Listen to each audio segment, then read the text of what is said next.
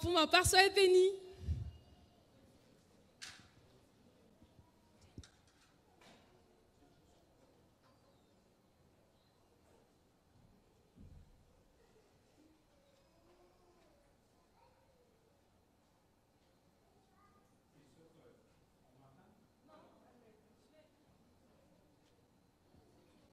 Et là, oui, c'est sûr que ça va faire suite aux ateliers aimés. Hein? C'est un message pour les couples ce matin. On va parler des rôles et responsabilités de l'homme et de la femme dans le couple, selon le plan de Dieu. C'est un sujet qui peut faire grincer des dents. J'ai dit ça à Yacine tantôt. Yacine, il m'a dit, quand tu mets de l'alcool sur la peau et que ça brûle, c'est parce qu'il y a une plaie. C'est parce qu'il y a un bobo. J'ai trouvé ça intéressant. Puis, Richard aussi m'a encouragé, a eu une vision. Il dit, concernant ton message ce matin, j'ai eu une vision. J'ai vu une flèche de feu. Wow! J'ai la paix. Merci Seigneur. Oui, je viens de le dire, ça s'adresse plus particulièrement aux couples, mais aussi aux célibataires qui veulent mieux comprendre ce qu'ils devront mettre en place s'ils veulent être heureux dans leur vie de couple. Ça va juste être un survol parce qu'il y a beaucoup trop de choses à voir. Vous viendrez aux ateliers aimés si vous voulez en savoir plus. Premièrement, mettre en pratique nos rôles et responsabilités d'hommes et de femmes dans la vie de couple, c'est la base de la résolution de conflits. Parce que si vous mettez ça en pratique, vous allez avoir beaucoup moins de conflits, puis vous allez vivre plus heureux. Les responsabilités conjugales sont variées, sont complémentaires. Dans le mariage, chacun donne puis reçoit. Ce qui fait la gloire de l'homme, la gloire de l'homme, hein? C'est qu'il reconnaisse que la femme a été créée pour lui. Ce qui fait la gloire de la femme, c'est que l'homme, il est incomplet sans elle. Ce qui fait l'humilité de la femme, c'est qu'elle reconnaisse qu'elle a été créée pour l'homme. Et ce qui fait l'humilité de l'homme, c'est qu'il est incomplet sans la femme. On partage la même dignité, le même honneur, la même valeur. Chacun partage l'humilité face à l'autre. Chacun est dépendant de l'autre. Si on néglige nos responsabilités de couple, c'est certain qu'il va y avoir de la confusion, il va y avoir de la frustration, puis il va y avoir des conflits. C'est pour ça qu'on dit que la base de la résolution de conflits, c'est de mettre en pratique nos rôles et responsabilités d'hommes et de femmes. Aujourd'hui, pour faire différent, on va commencer avec les hommes. Éphésiens 5, 23. Merci Philippe. Car le mari est le chef de la femme comme Christ est le chef de l'Église qui est son corps et dont il est le sauveur. Première responsabilité, être un chef. Mais il manque des choses là-dedans. Qu'est-ce qui manque? Philippiens, chapitre 2, versets 7-8, il dit c'est quoi qui manque. Mais il s'est dépouillé lui-même en prenant une condition de serviteur. En devenant semblable aux êtres humains, reconnu comme simple homme, il s'est humilié lui-même en faisant preuve d'obéissance jusqu'à la mort, même jusqu'à la mort de la croix. Donc, ma première responsabilité en tant qu'homme, c'est d'être un chef, serviteur, obéissant. Jésus, il est notre exemple en tant que chef. Non, il est notre exemple de chef en tant qu'homme. Dieu veut qu'on exerce ce même type d'autorité. L'homme qui est sensible à faire la volonté de Dieu, là, il sait ce que ça goûte, l'autorité qui vit avec Jésus. C'est mon exemple. Il sait que Jésus ne l'a jamais obligé à faire quoi que ce soit. Il sait que Jésus ne le domine pas, que Jésus ne l'écrase pas, puis que Jésus, il ne s'impose pas. Il nous laisse libres. Hein? C'est ça, c'est le leadership de Jésus.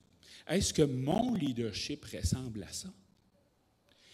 Être un chef, oui, c'est donner une direction, c'est donner des outils, c'est donner des ressources, c'est guider vers l'obéissance à Christ. Mais comment? Mais par mon exemple. En me soumettant moi-même à la parole de Dieu, j'amène ma femme à faire pareil. Le fruit de ça, c'est la vraie liberté. Ce que Dieu veut, c'est qu'il exerce le même type d'autorité que Jésus. Ce que Dieu veut pour l'homme. Hein? Si je choisis un autre type d'autorité, ben, je suis dans le champ. Donc, Jésus, il n'a jamais obligé ses disciples à faire quoi que ce soit. Puis moi non plus, Jésus ne m'a jamais obligé à faire quoi que ce soit. Mais il donnait l'exemple. Hein? Jésus, il se retirait pour aller prier. Jésus, il a guéri les malades, il a chassé les démons avant d'envoyer ses disciples faire pareil. Mais pourquoi ses disciples voulaient faire pareil?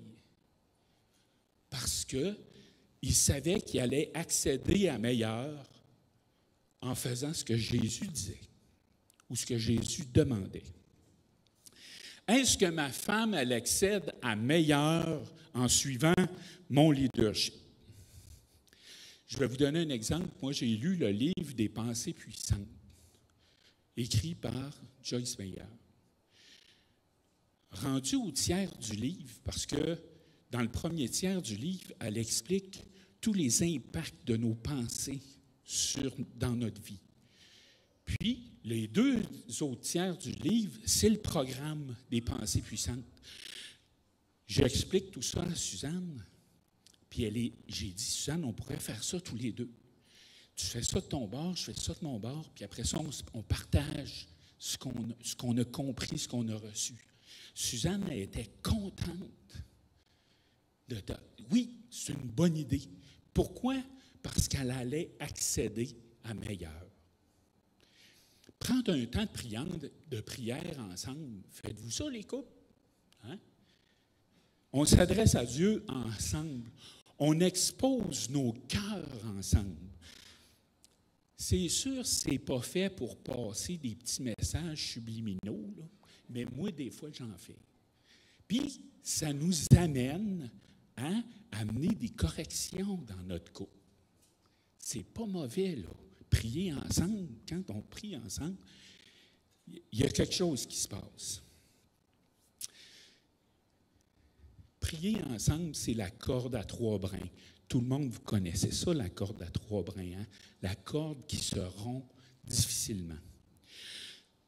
Le projet que je propose, est-ce que c'est les projets que je propose à ma femme, est-ce que ce sont mes projets ou c'est les projets que Dieu a pour moi puis pour ma famille? C'est certain que les projets que Dieu a pour moi et ma famille sont bien supérieurs à mes projets à moi. Parce que lui, ses projets ils ont un impact positif dans l'éternité. Si c'est mon projet, on fait le projet, puis ça s'arrête là. C'est moins gagnant. Mais si je passe ma vie à être à côté de la volonté de Dieu, ça aussi, ça a un impact dans l'éternité. Mais pas positif. Hein? Les conséquences vont être éternelles. Ça fait que comme Jésus, je vais être conscient des conséquences éternelles de mes choix. Jésus, il vivait pour le bien de son épouse. Il savait pourquoi il était là. Il faut avoir cette prise de conscience en se projetant dans l'éternité, pareil comme Jésus le faisait. Jésus il était serviteur envers ses disciples en sens qu'il les a enseignés. Il s'est associé à eux continuellement. Jésus, il était un exemple pour eux. Il faisait tout pour leur bien. Il poursuivait la mission qu'il avait reçue. Jésus, il faisait la volonté de son Père et non la sienne. Il reconnaissait qu'il était sous l'autorité de son Père. Mais Jésus, il avait une communion parfaite avec son Père. La direction venait de plus haut que lui. Jésus, il était soumis à son Père. Il ne résistait pas. Il obéissait parce qu'il voulait obéir.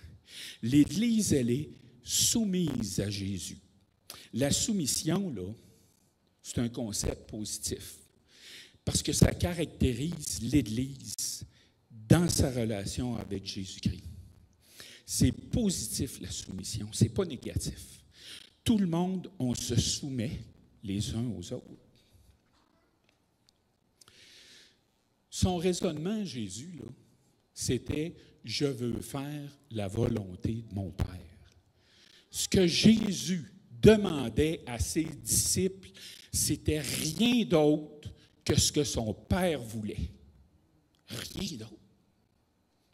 C'était ça son leadership. Il demandait rien d'autre que ce que son Père voulait. La différence de Jésus avec moi,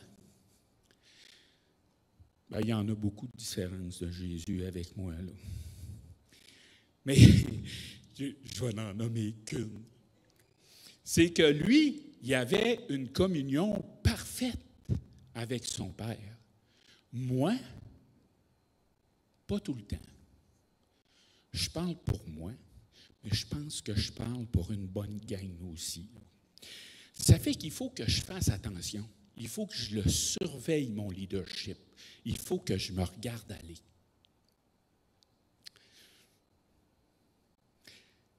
Ça, c'est le modèle de Jésus-Christ, être un chef serviteur obéissant. C'est ma première responsabilité. Après ça, ma deuxième responsabilité, Philippe, c'est Éphésiens 5, 25, 28. Marie, aimez votre femme comme Christ a aimé l'Église. Il s'est donné lui-même pour elle afin de la conduire à la sainteté, après l'avoir purifiée et lavée par l'eau de la parole, pour faire paraître devant lui cette Église glorieuse. J'aurais pu dire cette femme glorieuse, parce que après ça, il dit, c'est comme ça qu'on doit aimer notre femme. Et cette femme glorieuse, sans tache, ni ride, ni rien de semblable, mais sainte et irréprochable. C'est ainsi que les maris doivent aimer leur femme comme leur propre corps. Celui qui aime sa femme s'aime lui-même. Emmanuel l'a dit tantôt. Ça fait que moi, Denis, là, moi, ma responsabilité, la responsabilité que Dieu place sur mes épaules, c'est de faire paraître Suzanne devant Dieu, sainte et irréprochable. C'est la responsabilité qu'il me met. Il faut que je l'aime comme ça. C'est ça, aimer ma femme. Si je veux assumer cette responsabilité-là, il va falloir que j'améliore ma relation avec Dieu. Il va falloir que je devienne un homme de prière. Si Jésus il avait besoin de prier pour faire la volonté de son Père, imagine-moi. Ou imagine-toi.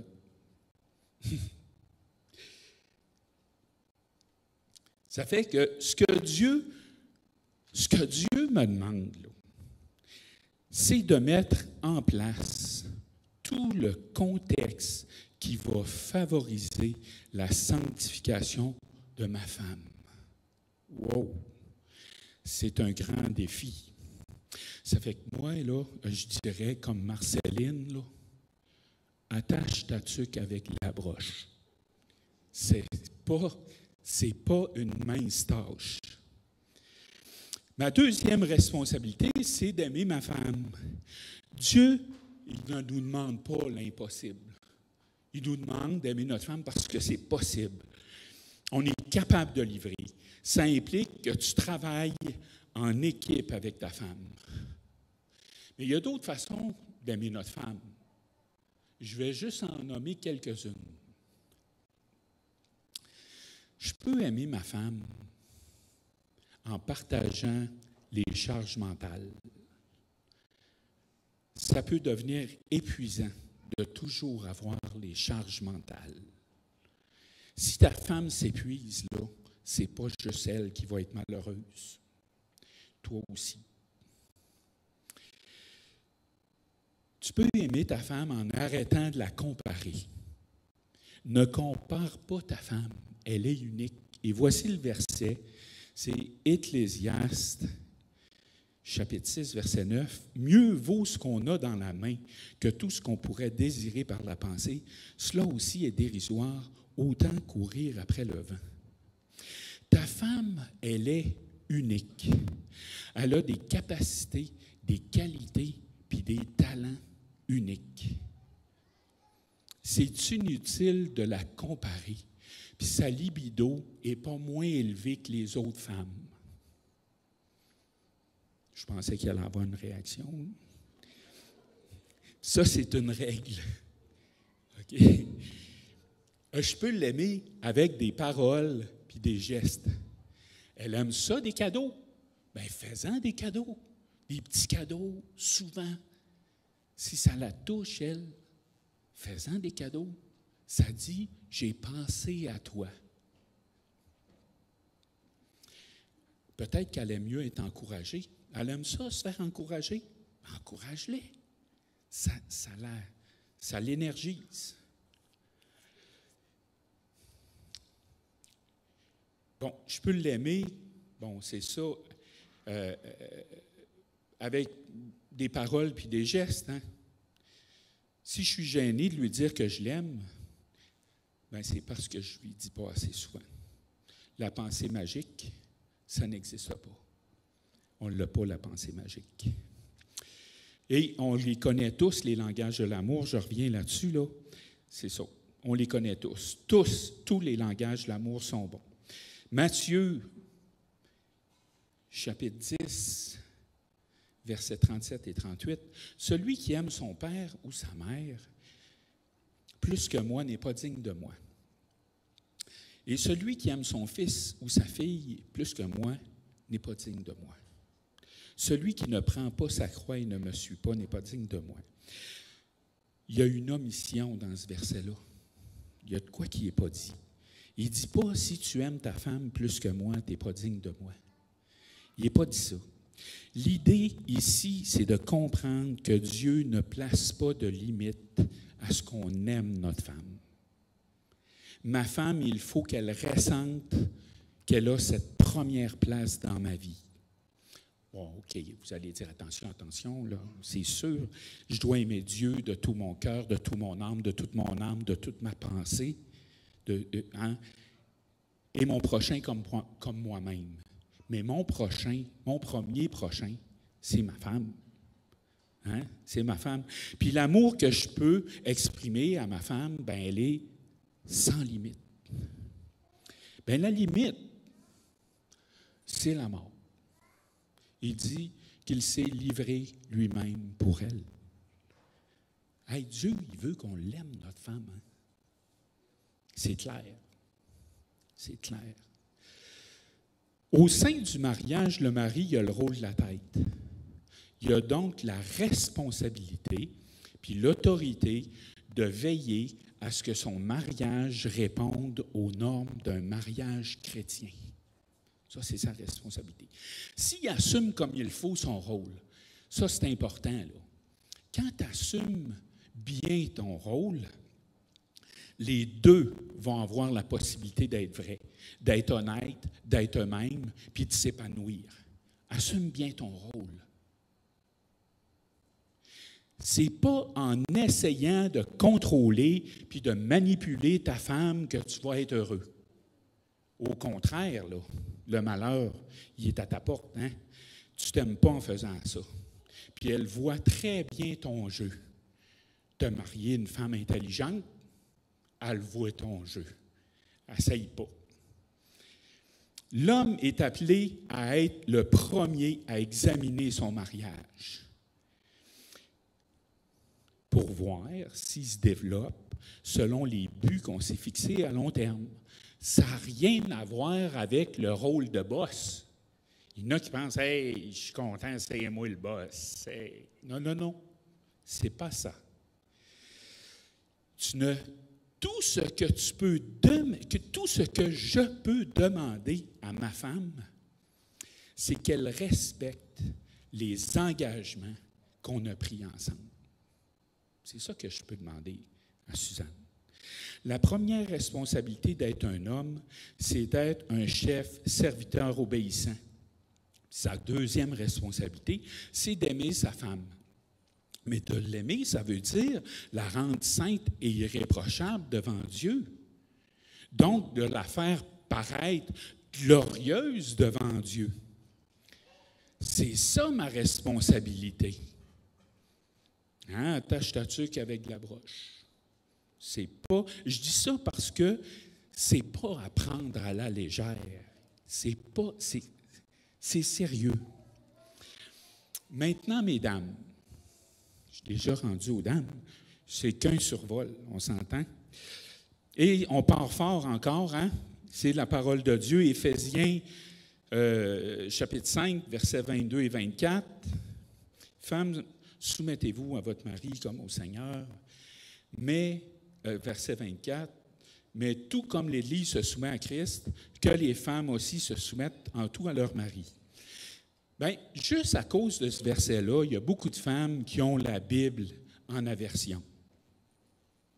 Mais la Bible, elle ne dit pas seulement ça sur l'attitude des femmes et sur la soumission. La Bible ne dit pas juste ça. La soumission ne place pas les femmes en dessous de l'homme. La femme n'est pas limitée. Et à preuve, voici ce que la parole de Dieu dit. Proverbe 31, versets 15, 16 et 24. Verset 15. Elle se lève alors qu'il fait encore nuit. Là, il n'y a personne qui lui a dit de se lever. Là, elle donne de la nourriture à sa famille et ses ordres à sa servante. Elle dirige, c'est une directrice. Elle pense à un champ et elle la jette. Avec le fruit de son travail, elle plante une vigne. Elle fait des chemises et les vend et elle livre des ceintures aux marchands. Là, on voit que cette femme-là, c'est une entrepreneur. C'est une entrepreneur, c'est une femme d'affaires. Ça prouve qu'elle est très épanouie et qu'elle agit en toute liberté. Je vais faire une petite parenthèse pour qu'on comprenne un concept, là. Au Québec, il n'y a pas si longtemps que ça, les femmes n'avaient pas le droit de vote. Les femmes ont eu le droit de vote en 1940. Elles ne pouvaient pas s'ouvrir un compte bancaire. Elles ne pouvaient pas signer un bail ou louer un appartement non plus. Il fallait que soit son mari signe ou que son père signe. Ça a commencé à changer dans les années 60. Mais il y avait pire que ça. Parce qu'un mari pouvait faire interner sa femme.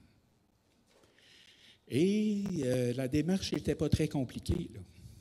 Une évaluation médicale sommaire, un juge de paix, mais il y a eu des abus. Il y a eu beaucoup d'abus et ça a changé seulement dans les années 70. Les raisons qu'on pouvait évoquer pour faire interner sa femme, c'est que son comportement ne correspond pas aux normes sociales. Une autre raison, elle est rebelle. Hey, elle ne dit pas comme moi. On va la faire interner. C'est grave. Ou elle était perturbée. Ouais, ma femme est perturbée. Ça fait juste 50 ans de ça. je trouve ça assez spécial que moi, quand j'étais enfant, je ne savais pas que papa pouvait faire interner maman sans raison valable.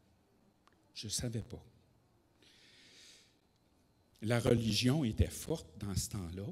Ça prouve qu'il y avait une conception erronée de la soumission. On peut donc penser que dans le temps de Jésus, pour en venir à ça, les femmes ne devaient pas avoir beaucoup de droits non plus. Et quand l'apôtre Paul a écrit aux Galates, Galates 5:1, c'est pour la liberté que Christ nous a affranchis. Tenez donc ferme dans cette liberté, ne vous placez pas de nouveau sous la contrainte d'un esclavage. Une autre version dit sous le joug de la servitude. C'est sûr, ça voulait dire qu'on n'était plus sous la loi, mais qu'on était sous la grâce. Mais sous la grâce, 1 Corinthiens 10, 23 nous dit que tout m'est permis, mais tout n'est pas utile. Tout m'est permis, mais tout n'édifie pas. C'est certain que les femmes avaient compris ça dans ce temps-là, et ça a dû brasser pas mal.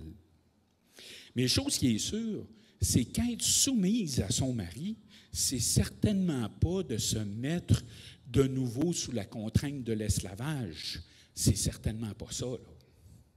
C'est sûr que c'est pas ça. La première responsabilité de la femme, c'est d'être soumise à son mari. Mais est-ce qu'il y a des choses qu'on ne comprend pas dans la soumission, là? Bien, premièrement, ce n'est pas exclusif aux femmes, la soumission. Éphésiens 5, 21 nous dit « Soumettez-vous les uns aux autres dans la crainte de Dieu. » Galates 3, 28 dit « Il n'y a plus ni juif, ni non-juif, il n'y a plus ni esclave, ni libre, il n'y a plus ni homme, ni femme, car vous êtes tous un en Jésus-Christ. » Un homme n'est pas plus privilégié qu'une femme, là. Ils sont sur le même niveau parce que nous sommes un en Jésus-Christ.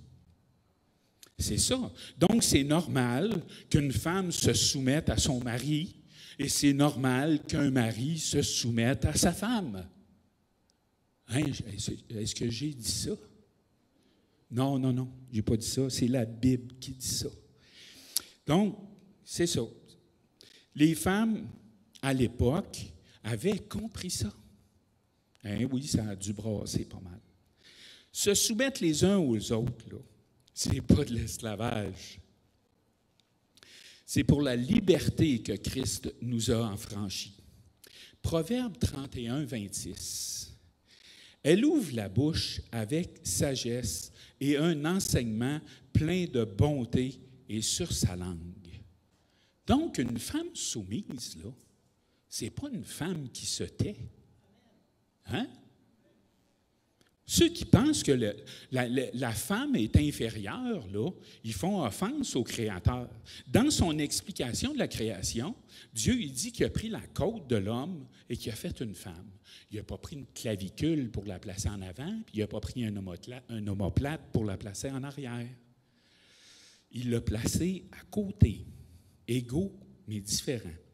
Souvent, on a de la difficulté avec la soumission. Des fois, on a une fausse conception de la soumission. Hein? On va penser à un chien qu'on va dire « Hey, le chien tapis, va sur le tapis. » là. Le chien va sur le tapis. On pense, ça, là, c'est une fausse conception de la soumission. La soumission biblique, c'est loin de ça. La soumission biblique, c'est un acte de volonté qu'on fait en servant. On sert, en considérant les autres comme plus importants que soi. Ça ne veut pas dire que je me mets sous le contrôle des autres. C'est premièrement à Dieu que je suis redevable. Ça couvre large la soumission biblique. Notre exemple, c'est Jésus. Il est allé jusqu'à la mort, comme un serviteur obéissant par amour.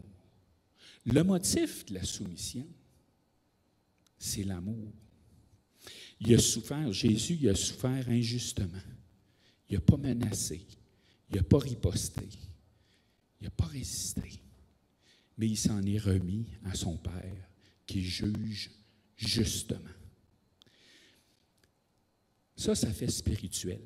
Mais dans la vie de tous les jours, si je veux agir comme ça, bien, il va falloir que je prenne du temps pour connecter avec l'amour de Dieu. Sinon, il va être très facile de riposter ou de jouer de la Vierge offensée. C'est pas mal plus facile. Le mari aussi se soumet par amour au service de son épouse. Il recherche l'intérêt de son épouse. Vous avez déjà entendu ça, hein? Si Suzanne elle recherche mon intérêt, si moi je recherche son intérêt, ouais, on s'approche du ciel. Là. Hein? Ici, dans notre Église, on se soumet aux responsables reconnus de notre Église. Ils ont une grande responsabilité. Ils veillent sur nos âmes. Si nos pasteurs sont heureux de nous servir, bien, c'est à notre avantage. Se soumettre aussi aux autorités gouvernementales. Oui, c'est biblique, là. Se soumettre aux lois, aux règles, aux institutions, tant que ce n'est pas péché. Ah oui, tant que ce n'est pas péché, j'obéis à tous les paliers de gouvernement, c'est biblique, y compris l'Église dirigée par Jésus-Christ. La soumission, c'est une responsabilité personnelle. Tu peux sauver ton mari par ton attitude, par ta conduite. Il faut que la soumission, elle soit continuelle, par exemple. Là, aujourd'hui, c'est dimanche, je me soumets. Ben là, lundi aussi, peut-être. C'est pas facultatif, hein? Ça correspond à l'ordre que Dieu a établi pour l'homme et la femme. Là, je rentre dans le nœud un peu. Là. La femme exerce son pouvoir d'influence. Hein? On le sait, les femmes ont un bon pouvoir d'influence, parce qu'on l'entend des fois. Hein? Ce que la femme veut, Dieu le veut. Il n'y a pas juste un petit fond de vérité là-dedans. Là. C'est un gros fond de vérité.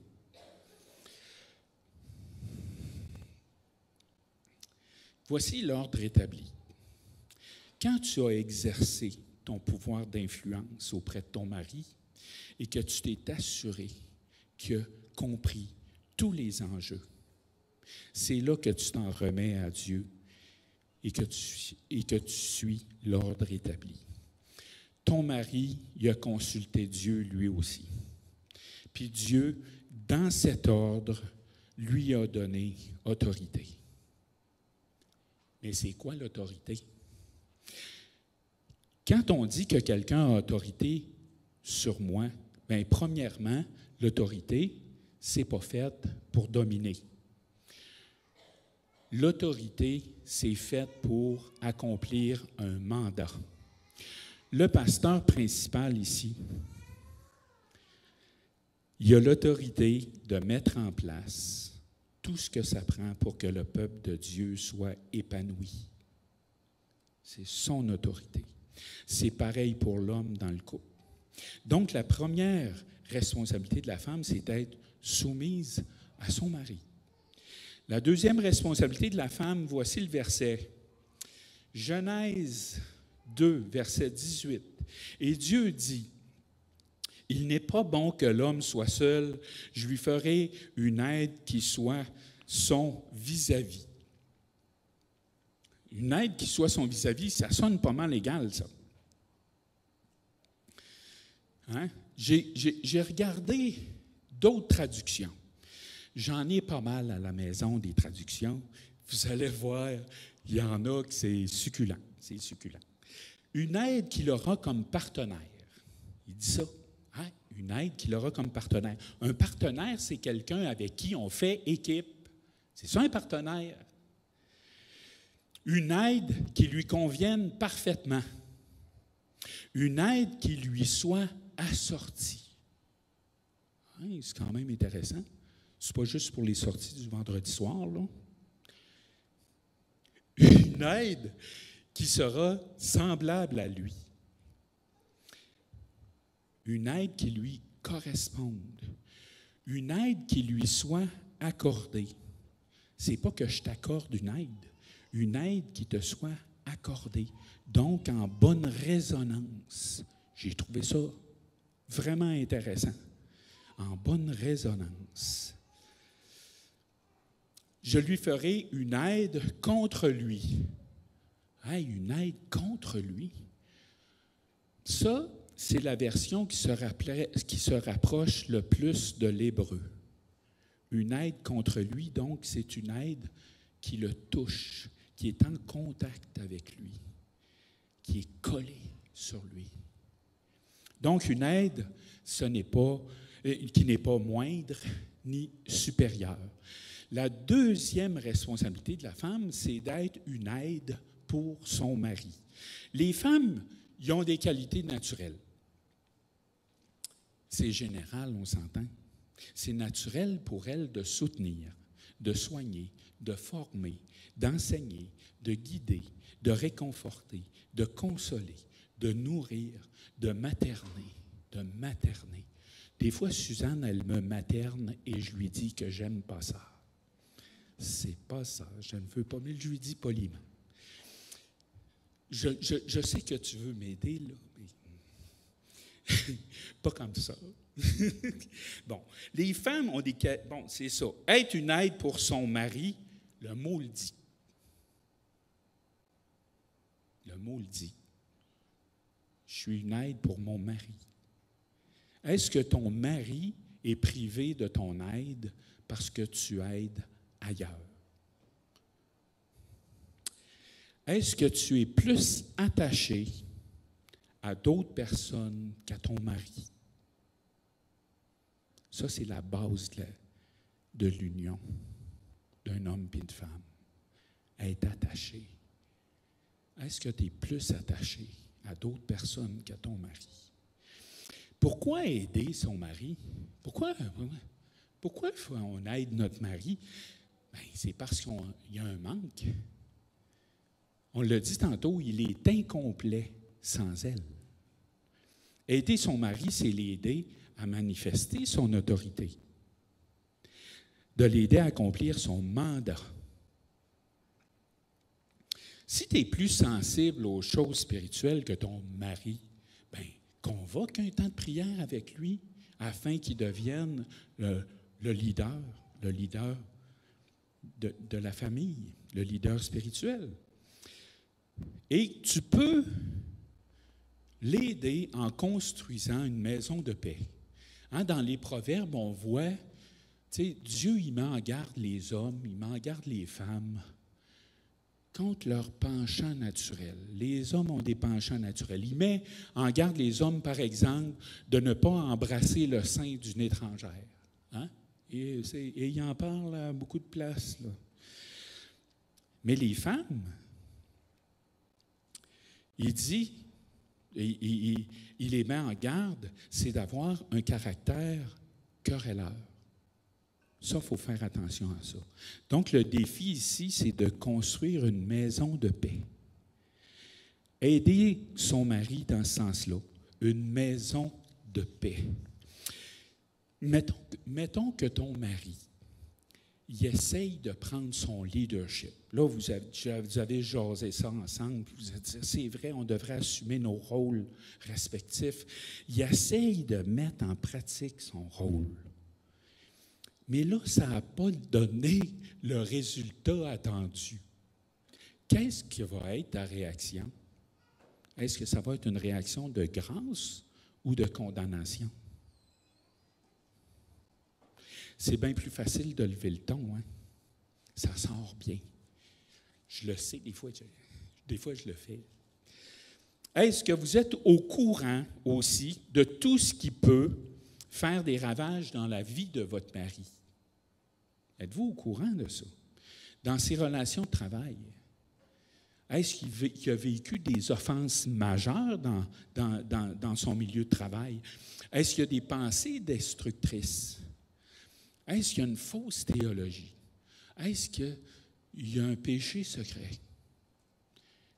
Il a besoin d'aide parce qu'il y a un manque. Est-ce que vous mettez vos talents au profit de votre couple? mettre ses talents au profit de son couple. Hein? Si pour toi, la gestion des finances de la famille, pour toi, tu es comme un poisson dans l'eau, puis ton mari, lui, il est plutôt nul en comptabilité. Pas nul, là, mais comme moi. Moi, j'aime pas ça beaucoup. J'aime pas ça, les placements, puis tout ça. Puis, tu sais, c'est pas ma force. Puis, mais par contre, je sais ce qui se passe au niveau des comptabilités. Je sais tout ce qui se passe. Je sais partout où est nos placements, notre argent. Je sais qu'est-ce qui rentre, toutes les entrées d'argent, puis tous les placements. Je sais quoi. Mais j'aime pas ça. Tu sais, c'est pas de quoi qui m'attire. C'est comme l'éducation des enfants. On ne peut pas faire ça tout seul, l'éducation des enfants. À un bon moment donné, il faut qu'on se rende compte puis qu'on regarde vers où on s'en va. Il y en a un qui va être plus proactif pour l'éducation des enfants, mais il faut savoir quand même quelle direction on prend. Et tout ça, pour dire qu'on exploite nos talents naturels. Donc, exercez votre pouvoir d'influence, mais dans le bon sens. Vous pouvez pousser votre mari à être le leader que Dieu veut. Vous pouvez faire en sorte aussi qu'il se sente un moins que rien. Aussi. Proverbe 14, Philippe, Proverbe 14, 1. La femme sage construit sa maison, la folle la démolit de ses propres mains. On connaît tous quelqu'un ici qui a fait soit l'un ou l'autre, hein? Mais je ne veux pas mettre la culpabilité sur qui que ce soit, là. Écoute, on regarde en avant. Ce qui est en arrière, on regarde en avant. En terminant, je vous dirais que tous les éléments concernant l'homme et la femme là, que j'ai présentés ici là, sont très importants. C'est très important, mais c'est juste la base. C'est juste la base. On sait que le mariage a été instauré par Dieu. Et je veux juste nous référer à la prière que Jésus a faite à son Père. Jean 17, versets 15 et 16.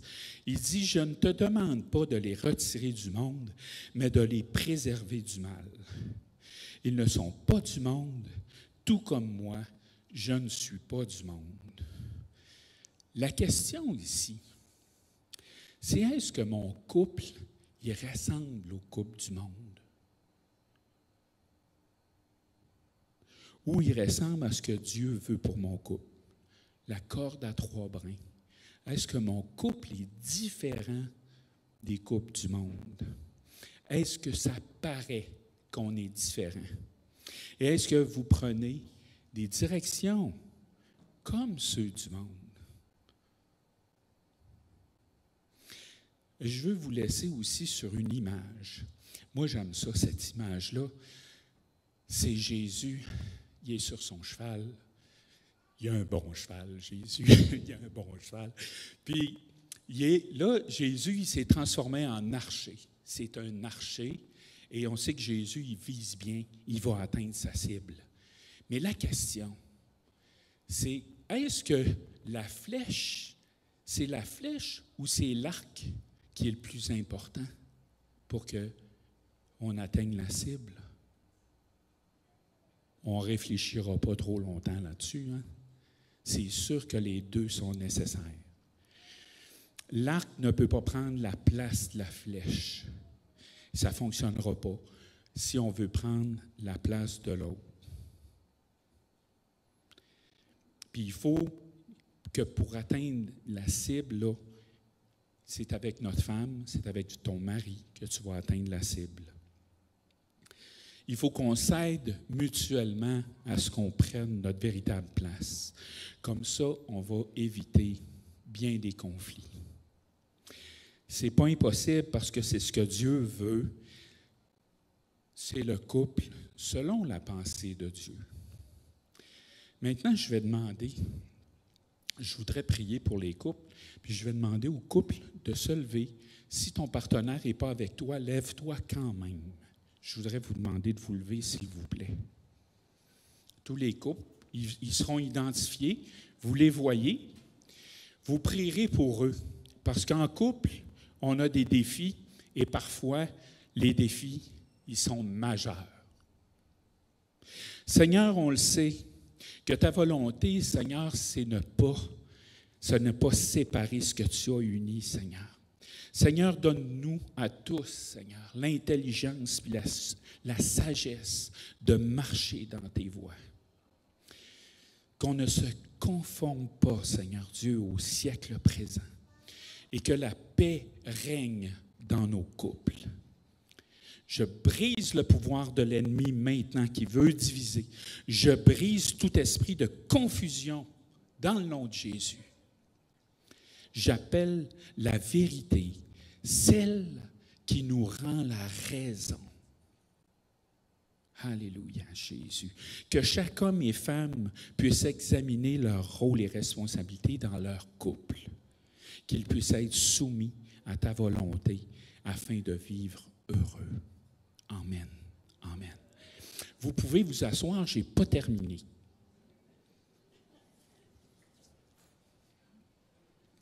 Je n'ai pas terminé. Je ne sais pas si vous avez été bénis.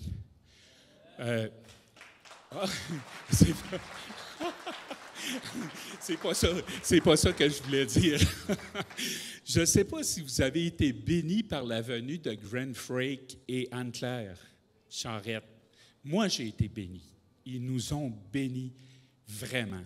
Puis, je vais vous dire, Grant qui a prié sur moi, ça m'a étonné ce qu'il m'a dit. Il était content, c'est comme il disait, tu joues de la trompette, puis gloire à Dieu. Mais il dit, ce qu'il faut ouvrir dans ta vie, c'est de sonner de la trompette. Hein? Là, j'ai fait référence à quelque chose que je venais de vivre. Puis là, je t'ai ému un peu parce que je me dis, hey, Seigneur, m'appelle à ça. Bien, sonner de la trompette, c'est un avertissement. Fait que le Seigneur, il a placé un avertissement. J'ai eu un rêve. Puis vous savez, quand Dieu nous donne un rêve, ça devient obsessionnel. Hein? Hey, c'est de Dieu, puis tu le sais que c'est de Dieu, puis que ça nous parle. Fait que le rêve, je vous le raconte, c'est un petit rêve, ça ne dure pas longtemps. C'est que moi et Suzanne, on s'en va au chalet à mon frère, qui est sur la frontière du Nouveau-Brunswick. C'est un chalet, c'est dans le bois, là, c'est dans la brousse reculée. Le premier chemin pavé est à 25 km du chalet, là, OK? On est dans le bois. Fait que là, on s'en va, moi et Suzanne, puis là, une grande lumière apparaît, une grande joie. J'ai juste le temps de dire à Suzanne, c'est l'enlèvement. Pouf, c'est fini. Le rêve est fini. Fait que je suis étonné de ça. Je me dis, hey, le Seigneur m'a dit de parler de l'enlèvement. Moi, quand je suis venu au Seigneur, il y a 42 ans, il en parlait de l'enlèvement. Fait que là, on s'est rapproché d'à peu près 42 ans de l'enlèvement. Mais j'étais étonné parce que c'était fort à l'époque, là. C'était à la grandeur du Québec, là. On parlait de l'enlèvement. Puis moi, j'étais au cégep, je me demandais même si j'allais finir mon cours au cégep, là. C'était intense, là. Mais là, comment ça, Seigneur m'a dit ça? Il y a des choses. Il y a des choses importantes là-dedans. Dieu, comment on se prépare pour l'enlèvement? Comment on fait pour se préparer pour ça? Ah, c'est intéressant. Vous vous souvenez de mon dernier message? Qu'est-ce qui était important? Le salut, pardonner, puis la progression dans la sanctification. Fait que ça, c'est la vie chrétienne normale. Je suis sauvé, j'ai pardonné à mon père, à ma mère, à mes frères et sœurs. J'ai pardonné à tout le monde qui gravite autour de moi, mes collègues de travail, tout ça. Il y en a beaucoup. On a beaucoup de monde qui nous offense, mais on pardonne. Et je progresse dans la sanctification, sans quoi personne ne verra le Seigneur. Fait que ça, c'est la vie chrétienne normale. Je ne peux pas dire, « Hey, j'ai déjà eu cette image-là, es-tu prêt? Es-tu prêt pour l'enlèvement? » Ah, ce n'est pas la bonne question. La bonne question, là, c'est tu appartiens à qui? C'est ça la question. Si j'appartiens à Jésus, je vais être enlevé. Parce qu'il y a quelqu'un qui rentre dans l'Église, lui, il a tous les péchés du monde. À qui il appartient?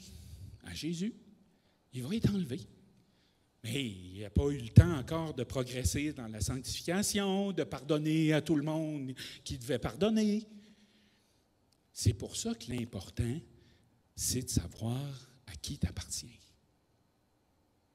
Est-ce qu'il y a quelqu'un ici qui n'est pas certain d'appartenir à Jésus? Lève la main, fais juste un signe. Pas sûr, moi. Tant mieux, tant mieux. Il n'y a personne, tout le monde sait qu'on appartient à Jésus.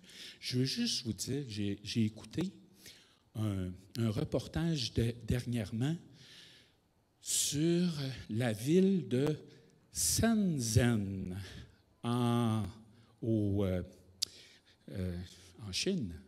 C'est une ville juste à côté de Hong Kong, juste au nord, mais c'est presque une ville jumelle.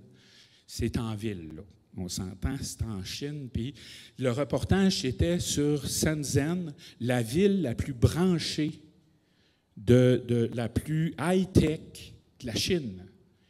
Puis là, dans le reportage, c'est ça que je vois, c'est qu'il y en a un qui arrive pour payer, puis tout ce qu'il avait à faire, c'était de passer sa main sur le lecteur. C'était quand même intéressant, hein? Et ça communiquait directement avec sa carte bancaire. Fait qu'il y a des indications comme ça que, hein, faut discerner le signe des temps. Il y en a beaucoup d'autres choses aussi sur la terre qui se passent en ce moment, qui nous indiquent que, jamais, je vous dirais, moi, que j'aurais pensé dans ma vie d'annoncer cet avertissement-là, qu'on se rapproche. Donc, je sonne la trompette ce matin, d'annoncer cet avertissement-là, d'avoir les antennes sorties. Sortez vos antennes pour savoir qu'est-ce qui se passe, puis de discerner tous les signes des temps, parce qu'on s'est rapprochés. Bien, soyez bénis. Merci pour votre écoute.